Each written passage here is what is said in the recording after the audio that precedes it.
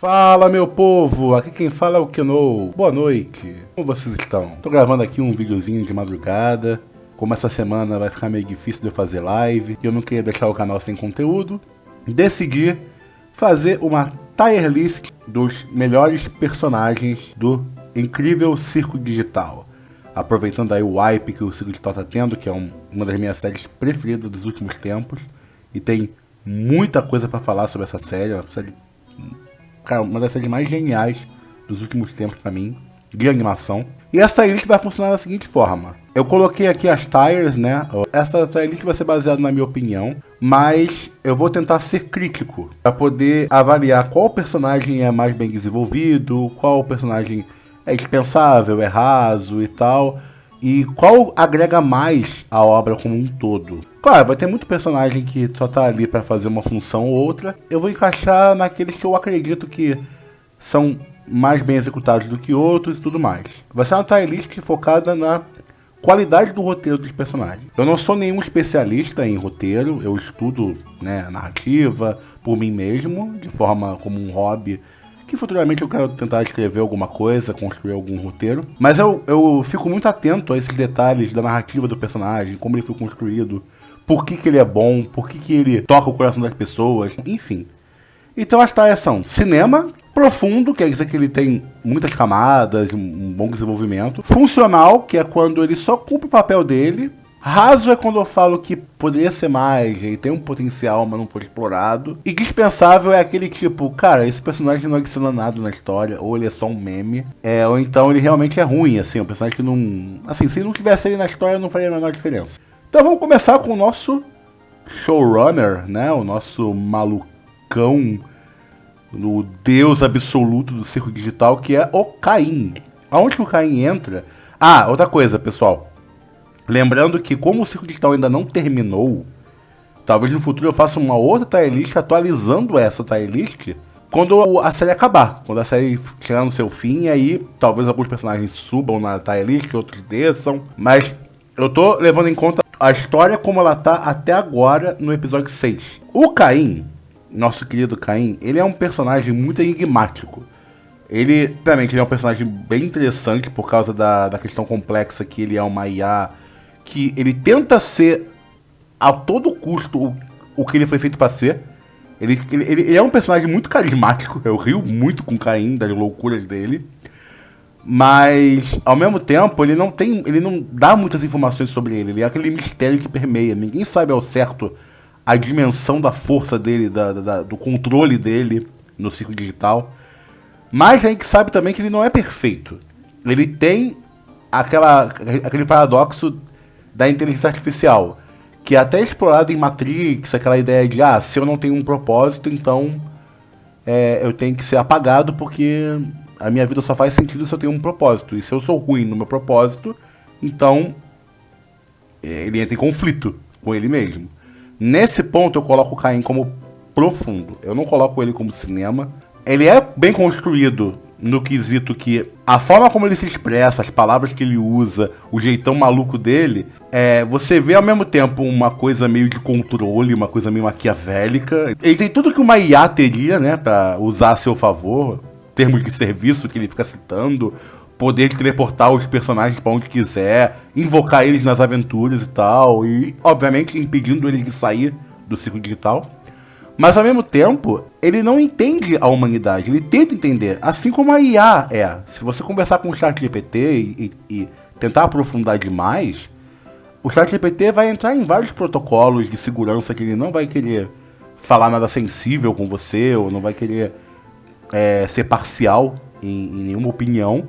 Então o Caim, ele demonstra isso, só que o Caim ele foi criado para divertir, para criar aventuras divertidas. E ele tem esse ego, ele tem essa coisa do...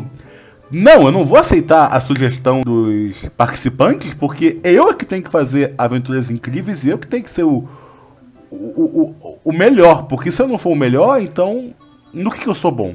Que era uma coisa que a gente não sabia até o episódio 3, se não me engano. Então, sim, Caim, muito, muito profundo, assim, um personagem bem construído, mas eu espero mais dele, porque não temos muita informação sobre ele. Sabemos alguma coisa de que ele é um sistema lá daquela empresa Caim e Abel, a CIA, mas mudar a posição do Caim na tier list vai ser dependendo do futuro mesmo. A gente tem que entender qual é o propósito do Caim mesmo e se o Caim tem direito de escolha. Se ele tá preso a esse código dele de não, minha vida é fazer aventuras e só. Ou se ele tem livre-arbítrio. É uma coisa que a gente ainda não percebeu também. Talvez o Caim esteja tão preso ao sistema quanto os personagens estão presos. Vamos lá, vamos demorar muito porque é muito personagem. A Bolha é um personagem interessante, cara. A Bolha é um personagem interessante. Mas eu vou ter que botar ela como funcional. Por enquanto. Talvez no futuro ela suba. Eu tenho uma suspeita que ela vai subir. Ou desça, né? Ser só um alívio cômico e é isso aí. Mas a Bolha, ela é uma inteligência artificial que é meio que... não dá pra saber se ela é paralela ao Paim. Paim. Se ela é paralela ao Caim ou se ela é uma segunda inteligência que também faz parte daquele sistema. Porque em vários momentos a gente vê a Bolha falando coisas que o Caim desconhece. Tipo, o Caim não tem total controle com a Bolha. A única forma que ele faz de controlar a Bolha é estourando a Bolha. E a Bolha sempre volta. Então, assim, a Bolha fala palavrão às vezes. A Bolha fala umas coisas assim que parece que ela sabe mais do que deveria saber. Vai que a Bolha é o Abel e ele é o Caim. A gente não sabe direito também. Mas a Bolha é um personagem que eu sinto que no futuro ele vai crescer. Se ele for só um alívio cômico, eu vou achar que ele vai cair no raso. Porque ele tem um potencial muito legal. De ser aquela personagem que fala coisas absurdas ou situações moralmente estranhas, mas tudo isso era meio que uma cortina de fumaça para o propósito dela, para a função narrativa dela. Bom, eu vou pela ordem que tá aqui. A Gangle, cara, eu coloco ela... eu coloco ela no funcional, profundo, funcional... Vou botar ela na frente da Bolha como funcional. Por que eu não coloco ela no profundo? Ai, mas caramba! Kenou, o episódio dela, do quarto episódio, da vida que ela levou, da questão do trabalho, dela entrar num estresse absoluto e ela lidar com a frustração de não ter uma vida. Mano, eu entendo, sim. É muito bem construído. Mas, assim, em comparação aos outros personagens, eu ainda acho ela... Assim, ela é só a personagem que não tem autoestima, que o Jax fica fazendo bullying, ela se sente mal com isso, a Zubul vem e ajuda ela a lidar melhor com isso. Ela queria ser uma artista de mangá, escrever webtoon e tal, só que ela se frustrou, então ela acabou trabalhando em fast food e ela vive aquela frustração do dia a dia. Então, a identificação que a gente tem com a Gangle é muito boa. Só que a tier list é sobre qual personagem é mais bem escrito, né? Assim, é mais bem trabalhado na narrativa. E eu acho que, assim, em comparação aos outros personagens, ela ainda não é aquilo que ela pode ter. Não me entenda mal, ela pode evoluir muito até o final da história. Mas até o momento ela só serviu como um plot pra Zubul, um plot pros outros personagens e tudo mais. O episódio dela, o quarto episódio, é maravilhoso, mas eu acho que ela podia ser mais. Só que eu não queria botar ela no raso, porque ela não é um personagem raso, ela tem uma profundidade ali. Só que eu acho que ainda tem muito a explorar dela. Vamos a Zubul. A Zubul eu coloco no profundo, depois do Caim. Por quê? Porque a Zubul, além dela ser um paralelo da própria criadora, né? Porque não é uma criadora, assim, eu não acredito que ela fez um self-insert dela através da Zubul. Então, a Zubul é profunda por causa da questão do eu dela. Ela é um personagem relativamente jovem, um personagem de boa, assim, bem gente fina e tal. Embora a história queira pagar que ela é ranzinza, que ela é malvada, que ela é meio, boca suja, caga pra tudo. Mas, cara, ela é realmente a pessoa, tipo, mais realista dali. Ela é o personagem que o Caim mais tem dificuldade de lidar. A sinergia dela com o Caim é maravilhosa. Os dois estão no mesmo lado, por quê? O Caim só quer alegrar ela, mas ela não quer ser controlada pelo Caim, ela quer ficar de boa, e o Caim tá perturbando ela. É um paralelo àquela coisa do usuário e IA.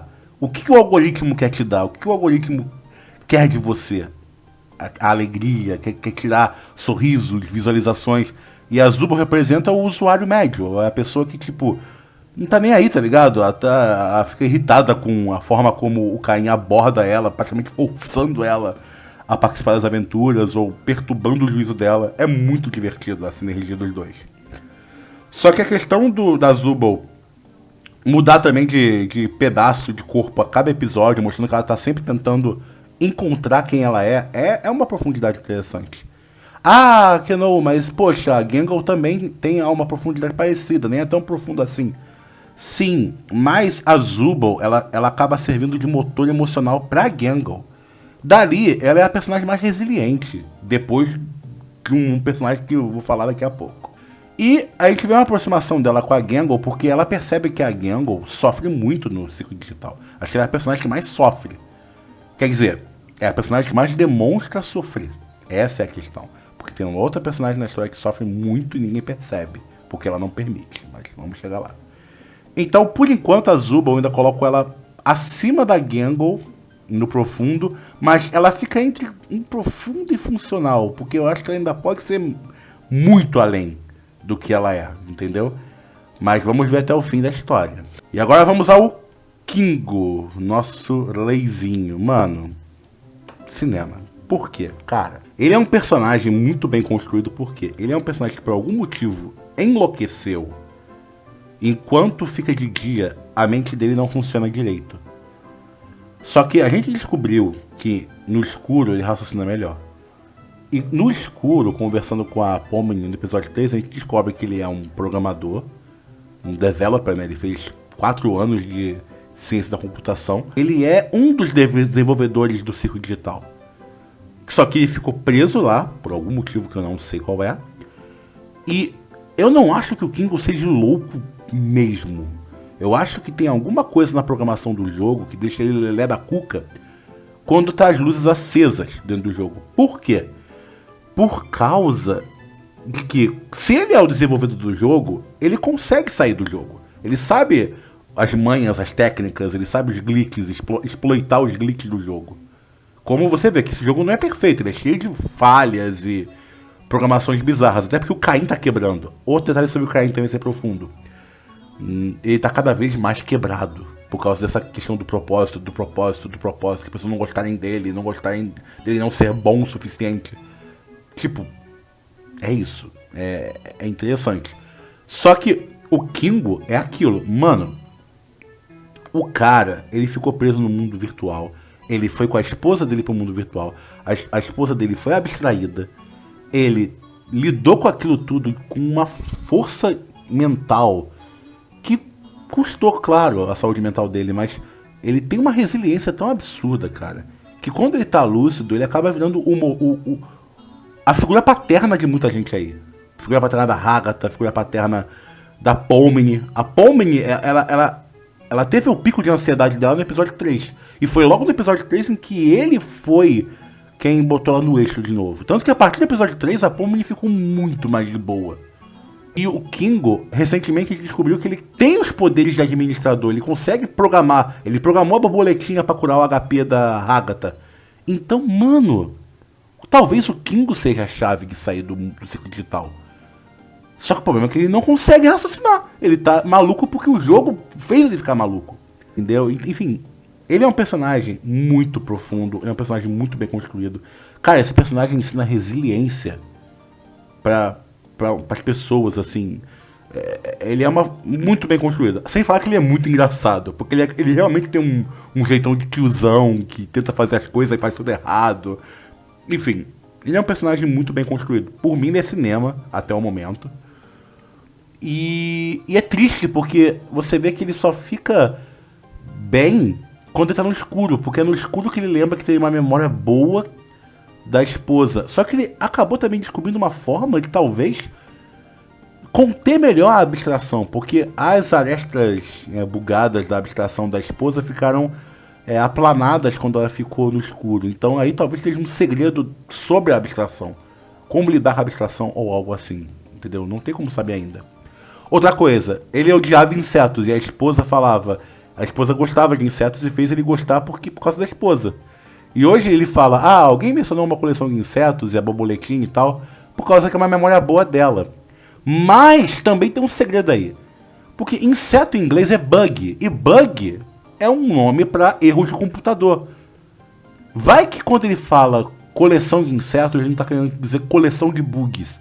Vai que o Kingo não é um debugger, o cara que corrige os bugs do jogo.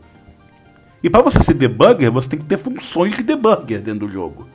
Que no caso seria o poder de criar itens. E o item que ele criou da borboleta explicaria tudo isso.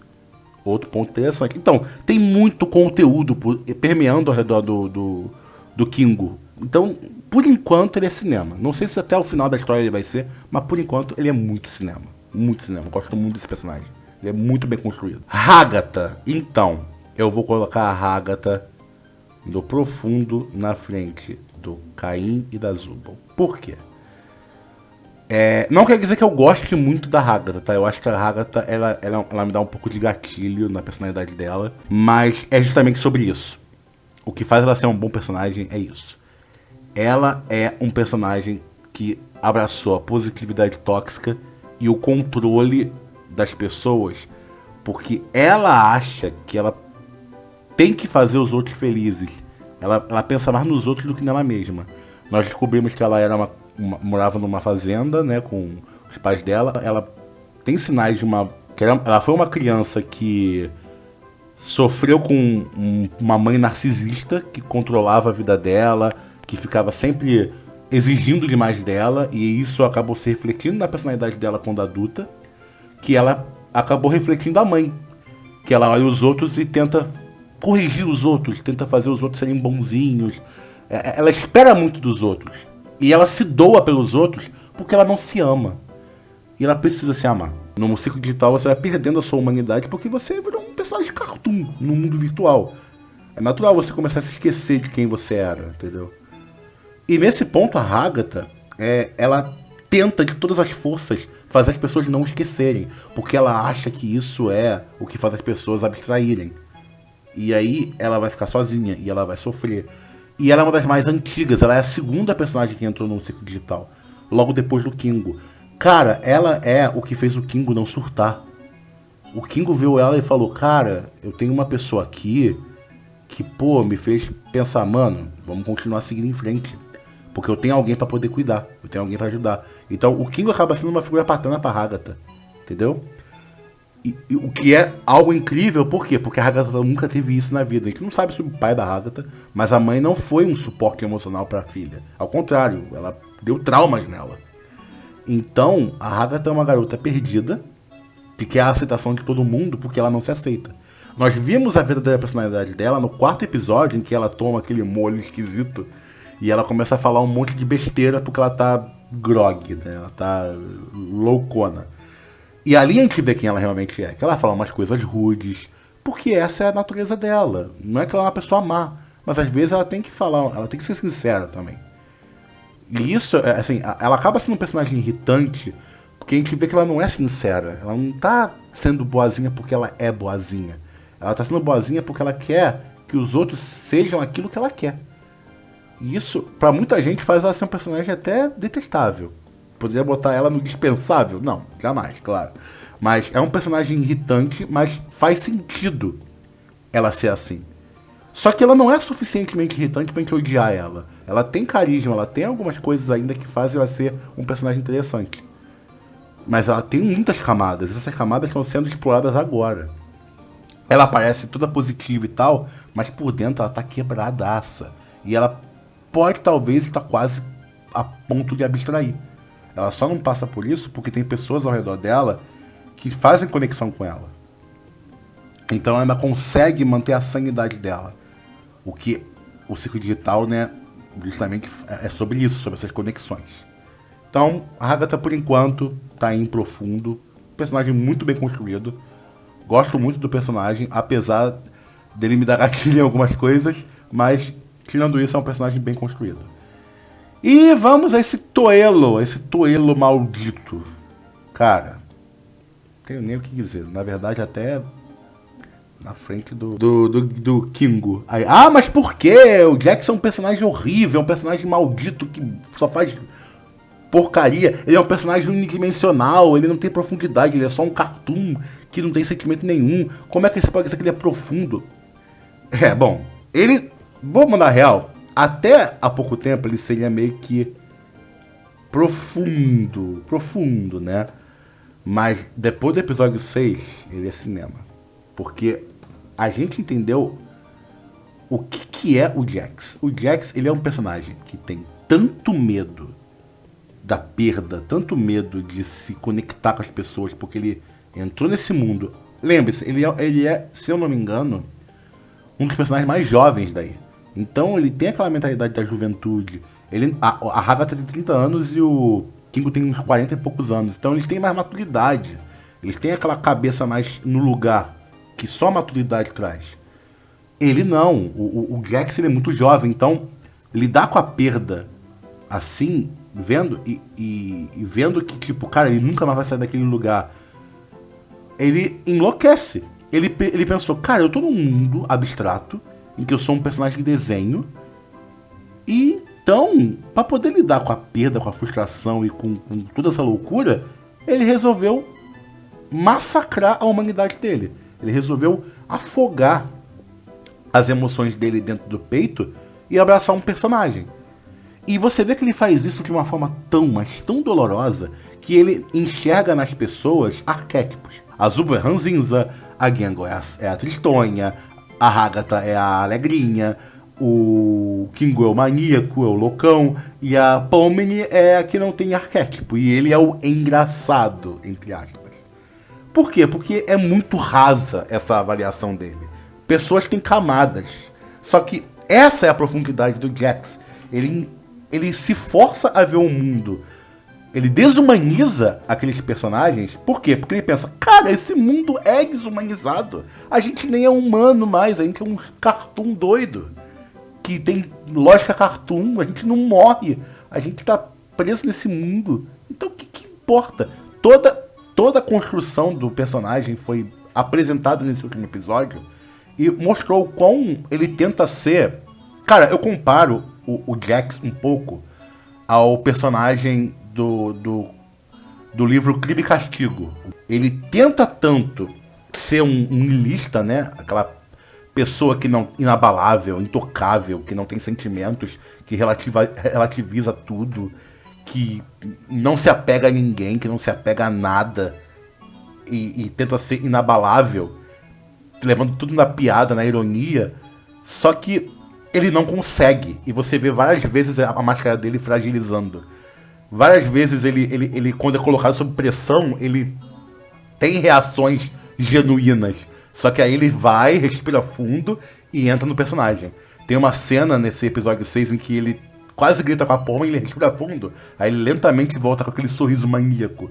Ali é ele tentando voltar pra máscara. E aí também é outro paralelo. Por que ele odeia tanto a Gengo? Porque a Gengo lembra um pouco ele. Essa é a questão. A Gengo lembra ele. Uma pessoa que usa máscaras. Uma pessoa insegura. Uma pessoa cheia de defeitos. Então ele fala, eu vou acabar com essa pessoa. Porque eu serei superior a ela se eu causar dor nela. E isso é o que o personagem faz. Ele causa dor nos outros, os outros não se conectarem com ele. Sempre verem ele como um personagem. Porque se ele não se apega a ninguém e as pessoas são abstraídas, ele não vai sentir dor. Ele não vai sofrer. Só que ele tá mentindo pra ele mesmo. Lá no episódio 2, em que há o funeral do Cálfimo, ele claramente ficou mexido. Só que ele... quer saber? Não vou me conectar. Recentemente, ele não tá conseguindo mais segurar a máscara dele. Então, ele tá num ciclo que ele não vai aguentar por muito tempo manter essa máscara. E ele pode até acabar abstraindo, como aconteceu, né, no último episódio. Então, cara, o Jax, muito bem construído, muito bem apresentado. E, cara, ele pode ficar talvez como o melhor personagem da história, dependendo do que acontecer com ele no fim da história. Porque ele é um personagem importante pra história. Personagem que antes era muito raso, muito unidimensional, agora ele tem uma camada maravilhosa, assim, um personagem brilhante. E vamos pra protagonista, a Pomini.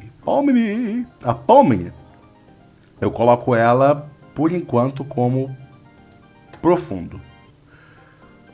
Por que profundo? Não, profundo, mas eu boto depois de todo mundo, toda essa galera. Cara, por que eu boto isso? Ah, mas ela é um personagem muito importante, ela é um personagem muito divertido, é um personagem bem construído. Sim, ela é. Mas não temos muitas informações sobre ela. Esse é o grande problema. O máximo que a gente sabe é que ela é uma personagem sedentária, que acho que é youtuber, né? Acho que ela trabalha num supermercado, se não me engano, uma coisa assim. E ela invadia prédios abandonados para poder ter adrenalina. Cara, olha o arquétipo dessa pessoa. Ela é uma pessoa que parece estar vivendo na inércia. Agora, o porquê que ela está vivendo na inércia? Não sei. Mas ela acaba tendo uma função narrativa do personagem que a gente se identifica para poder nos introduzir ao mundo, né? Ela é o personagem que a gente faz... Ela é o personagem do foreshadowing. É o personagem que a gente vai aprendendo sobre o mundo pelos olhos dela. E para isso, a função dela é maravilhosa. Só que ela é profunda porque a gente vê toda a crise existencial dela em relação aos outros personagens conforme a gente vai descobrindo mais sobre o mundo. Você vê que a Pomni, ela é uma personagem divertida, ela tem um lado meio doidinha, meio sádica, porque ela é uma palhacinha, né, e tal. Mas ela tem um lado humano, ela quer se conectar. Ela é só uma personagem, assim, ela é uma pessoa muito gente boa. Se você conhecesse ela na vida real, ela é uma pessoa muito gente boa. Só que ela ainda tem muito apego à humanidade dela, porque ela é a mais jovem a entrar nesse mundo, ela é a mais recente. Então ela tá muito fresca a humanidade nela ainda. Os outros estão começando a ficar mais perto da loucura por causa do tempo que estão no ciclo digital. Só que a gente tá vendo, recentemente, uma convicção muito grande nos sentimentos da Pomni. No começo a Pomni era o exemplo da personagem quebrada. A personagem que cada momento ela ia ter um mind blow, uma explosão de cabeça, e ela ia ficar toda louca, quebrando. Mas a partir do episódio 3, não. Ela começou a amadurecer. Não, a partir do 2 a gente já vê que ela pode confiar nas pessoas que estão ali. Tem pessoas boas ali. Aí no 3 ela se aprofunda com o Kingo. No 4 ela já começa a se aprofundar com outra galera. No 5º episódio também. E aí no 6º agora, então, ela ficou mais ainda próxima da galera. Exceto do Jax. Que ela tentou se conectar com o Jax e o Jax fez aquele show, né? Então, a Pomni acaba sendo o personagem que apresenta pra nós o mundo. É o que faz a trama andar. Só que a gente também tem que entender qual é a questão da Pomni. Por que a Pomni entrou no ciclo digital? Qual é a motivação que ela tem? O que ela tem que superar dentro dela mesma para ela evoluir? Se essa obra segue um conceito meio Kensho Tenketsu, então a Pomni não precisaria desenvolver nada. Ela já é o que é, e aí a trama iria convergir no final e fazer ela ser um personagem bem construído. Mas se tá seguindo uma narrativa meio Senhor dos Dois Mundos, Jornada do Herói, a gente tem que entender o que tá acontecendo com ela, tem que saber mais sobre ela. Ela é uma personagem que a gente menos sabe coisa. Entendeu? Não desenvolveu a Pomni tão bem ainda. Então ela ainda é um mistério, uma tábua rasa. Tanto que no episódio 6 o próprio Jax fala: você é aquela que não sabe qual é o seu arquétipo. Nem o Jax conseguiu definir ela. Então ela é como se fosse um Coringa, né? Porque ela é um palhacinho, não sei. Por enquanto, ela é a protagonista da história e tal, mas por enquanto ela é apenas profundo, mas no final do profundo quase funcional. Vamos ver como ela vai evoluir com o decorrer da história. Olha, o Calfimo, eu coloco ele no funcional, depois da bolha. Por quê? Porque o Calfimo, ele é um plot device. A gente teria que saber o que aconteceu com ele no passado, mas ele é um plot device para desenvolver o Jax, para desenvolver a Pomni, para desenvolver todo mundo. Ele é a liga emocional que nos introduz o conceito da abstração. A gente já conhece ele abstraído. Então, a gente não sabe muita coisa sobre ele. Sabemos pouca coisa. E ainda assim, essas pouca coisa, não tem como a gente ter detalhes mais precisos sobre ele. Mas a importância que ele tem para a narrativa é apresentada, é bem conduzida. Graças a ele é que tudo tem profundidade. Graças a ele, todo mundo entende o que é abstração, a profundidade que é isso. O que o Jax fez no passado que pode ter colaborado com a loucura do Calfimo ou, né, com a questão da abstração de qualquer forma. Desenvolver o Jax, que ele não lidou bem com a morte do Calfimo, mas ele finge que lidou bem. Os personagens ao redor que, mesmo não gostando tanto das piadas do Kaufman, tiveram empatia por ele, sentem falta dele, fizeram até um memorial pra ele. Então, tem humanidade ali. Só que o Kaufman em si a gente não sabe muita coisa, então por enquanto ele é o funcional. A Queen, eu boto depois, sabemos só que ela era a esposa do Kingo e que ela foi abstraída. E que ele conseguiu ter um momento com ela na escuridão, uma última vez antes dela perder completamente a noção de quem ela é. E ir pro porão. Então, ela é ainda só um personagem também, plot device para desenvolver o Kingo. Entendeu? Então, até a gente ter mais informações sobre a personagem, não tem como ela ser tão profunda na história. Mas ela é parte da construção dos personagens. Então, é uma personagem funcional. Olha, a Lua e o Sol eu coloco no dispensável. Ah, mas Quenou talvez tenha uma mística, uma profundidade maior por trás. Sim, mas cara, até então, até o momento, eu não vi nada demais. O Sol não teve nem fala. No episódio, que nem um episódio, né? Que é quando falam que a série vai começar, que é o Pomni acorda, que é a hora da aventura. Ela reclama com o Caim que ela não tem fala. E aí o Caim fala, vamos dar umas 2 falas pra você. Ah, tá bom, não quero mais te matar. Tipo, a gente pensa, uma piadinha. Uma piadota, é memes. A Lua tem aquela piada dela gostar do Caim, o Caim fica, sai, vamos embora antes que a Lua fique ouriçada. Tipo, mas por enquanto, também não vi nada, assim. Se não tivesse elas, não ia fazer tanta diferença pra obra. Ela é só um alívio cômico, e é um alívio cômico bem, tipo, tá. Então, Outro também que eu acho dispensável, Rainha Gloink. Mas na frente do Sol e da Lua. Por quê? Porque a Rainha Gloink, ela realmente foi criada apenas pra ser uma aventurinha boba pra introduzir a Pomni no mundo do ciclo digital. Ela é engraçadinha e tal, os Gloink são, os Glosmas, né, são meio coisa, mas ela é feita pra ser um personagem meio whatever, tá ali porque sim, entendeu? Não, ela seria funcional? Seria, mas tipo, se fosse qualquer outro objetivo, iria ter lógica na história.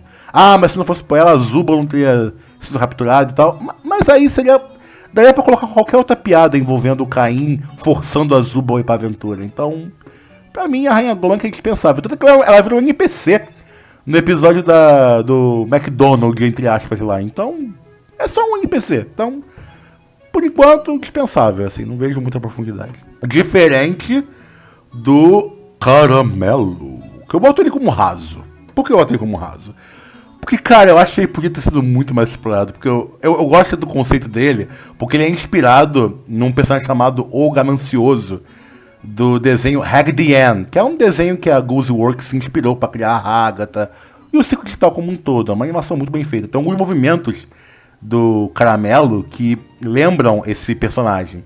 E esse personagem ele é bem doidão mesmo, uns negócios muito loucos, que come doce.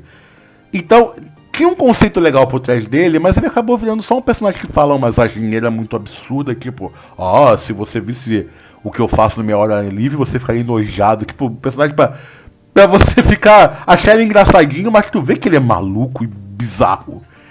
E no final, o Jack só usou ele pra devorar o Reino Doce e beleza. Tipo, raso, sim.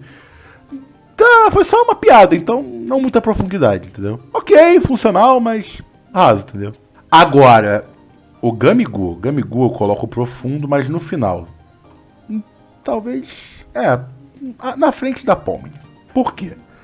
Cara, porque o Gamigu, apesar de ser só um NPC, que teve a vida dele construída em 5 minutos por uma inteligência artificial, em que ele era um caçador que queria a cauda pra panqueca para ajudar o povo dele, e a mãe dele ensinou tudo que ele sabe, e ele tem 2 arruaceiros que são os amiguinhos dele.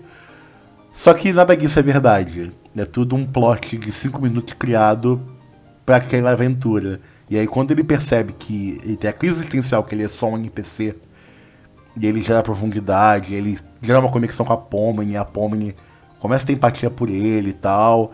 E aí ele é apagado pelo Caim, tipo, de forma brutal. Pra poder dar aquela quebra de cara, ele é insignificante porque ele é apenas um NPC. Mas pra Pomni, ele foi importante. Ele é profundo porque, cara, a gente fica com muita pena do Gamigu, mas ao mesmo tempo a gente pensa, cara, o que aconteceu? O Gamigu que a gente vê depois no quarto episódio lá na loja do McDonald's falando com a Pomni, fazendo um pedido, e a Pomni meio, caraca, é o Gamigu. Porque ela gostou um pouco do Gamigu, por mais bizarro que isso seja. Até a Agatha fala, é a Pomni que tá flertando com o jacaré, tipo, é um absurdo, é um negócio tonto. É por isso que eu falo que Círculo Digital não é pra criança, tá? Seus orelhudos que ficam vendo Círculo Digital, suas crianças, tô vendo, hein? Eu estou vendo vocês aí fazendo essa besteira. Nossa, que coisa pra idade de vocês. Enfim, ele é profundo por causa dessa questão da crise de identidade, de o que ele é. É muito louco, cara. Imagina um dia em que a inteligência artificial alcançar essa consciência. E quando o Caim apagou ele e criou-se uma nova instância dele, né, uma nova versão dele, aquele Gamigu que conheceu a Pomni, que fez a vida com a Pomni, ele morreu, e esse é só uma cópia? Ou ainda é o mesmo, mas perdeu a memória? Cara, ele esteve vivo ou não esteve vivo? Ele... Entendeu? O que torna ele humano? O que torna ele alguém? Mano, isso é muito profundo. Mesmo pra um NPC que não é tão profundo, por isso que eu não coloco ele mais alto na tier list, mas é muito profundo. Essa parte do segundo episódio é brutal, assim. Mostra pra que a série veio.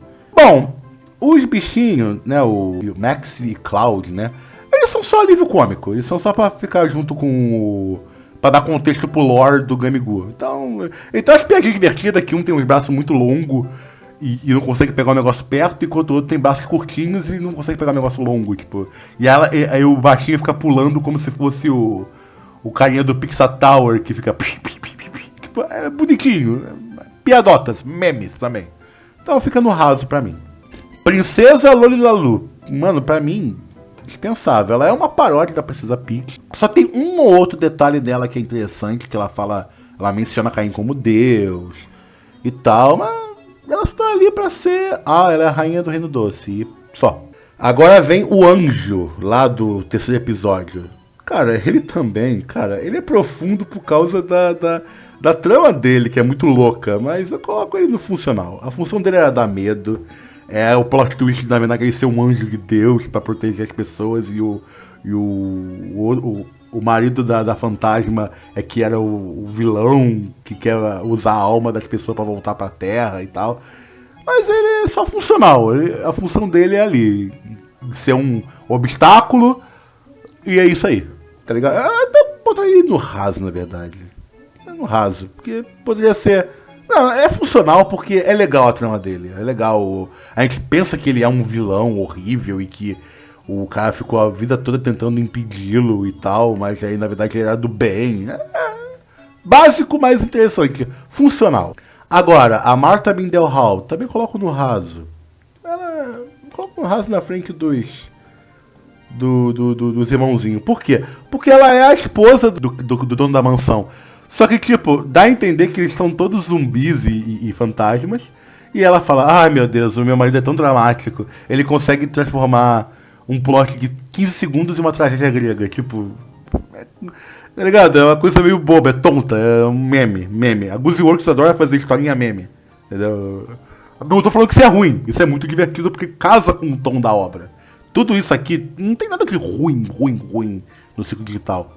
Mas tem coisa que é dispensável, que poderia ser melhor e tal, mais profundo, mas enfim. O Fantasminha, que acho que é Spectre é o nome dele e tal. Ou também, bota ele até depois dos outros dois, porque pelo menos os outros dois, eles têm uma conexão emocional com o Gamigu. O Fantasminha veio pra ser, ele veio creepy, aí ele aparece fofinho e o Jax absorve ele. Tipo, ué, a missão não era caçar fantasma? É isso. Só é fofo, mas... Agora, o senhor Middlehall, eu coloco ele na frente do anjo. Porque ele é um personagem legal, que descobre a história dele, que ele caçou essa criatura, tentou proteger a família, mas aí... Aquele plot todo, né? Que aí no final ele morre e não consegue prender a criatura. Aí no final ele vai pro inferno e aí a criatura na verdade é um anjo e ele tem que usar as pessoas pra poder sugar a alma delas e ele poder voltar à vida. E na verdade ele acaba virando um monstro. E o Orjo sempre foi do bem. É um plot básico, mas é um plot divertido. Entendeu? Dá pra ver que seria um plot que uma IA faria, já que foi o Caim que fez. Cara, o Orbsman, eu também coloco raso. Porque o Orbsman é só um bicho que faz... E só. Só que eu coloco ele na frente dessa galerinha aqui porque ele tem um design muito desconfortável, cara. Eu olho pra esse bicho, me dá um negócio meio, mano... Ele pode ser até do bem, tá ligado? Mas ele tem um design estranho. Ele parece que tá olhando pra sua alma, tá ligado? Sei lá. A Evil Pomini... Cara, essa galera aqui é muito doida. A Evil Pomini, eu coloco ela no funcional. No funcional eu coloco na frente desses dois. Por quê? Porque ela é muito engraçada. Ela é realmente... Engraçado que a Pomini acaba ficando parecida com a Evil Pomini no episódio 6, porque ela finge ser malvada. Aí, né, tipo, a Pomini malvada, ela fala vamos pra caramba. E ela é amiga do Jax. Já é um paralelo do que seria o 6º episódio, entendeu? Ele tava preparando o terreno do que seria o 6º episódio. Tipo, legalzinho. Mas ela só não é rasa porque ela tem uma função narrativa legal. Evil Ragatha, então, ela eu coloco no raso, mas com uma razão, assim, na frente de todo mundo. Por quê? Porque ela talvez seria, como a Ragatha realmente é, uma pessoa rude, metida, porque ela teve uma pessoa meio, né, de nariz empinado e tal, então talvez ela seria essa pessoa meio... Só que, é claro, como foi o Caim que programou, então é uma coisa muito boba, tá ligado? Muito exagerada, então fica no raso mesmo, mas é um personagem divertido pra propósito. Agora, o Jax do mal, né, entre muitas aspas, eu coloco ele no funcional na frente da Pomini. Por quê? Da Evil Pomini. Por quê? Porque provavelmente o Jax era assim. Tem uma grande chance desse ser o Jax, de verdade. Só que ele criou o coelho pra ser tipo... Não, cara, eu vou ser o malvadão porque eu me odeio, tá ligado? Eu me odeio e eu odeio a condição em que eu estou. Então, eu não vou ser esse cara... entre aspas, fracote e tal. Eu vou ser um cara forte e boladão. E triste, né? O King, o ditador, eu coloco como dispensável, porque é só uma piada boba, ele nem tem fala. Então, é só uma piada com o fato de ele ser o completo ditador malucão. A Evil Zubul, eu acho ela engraçada.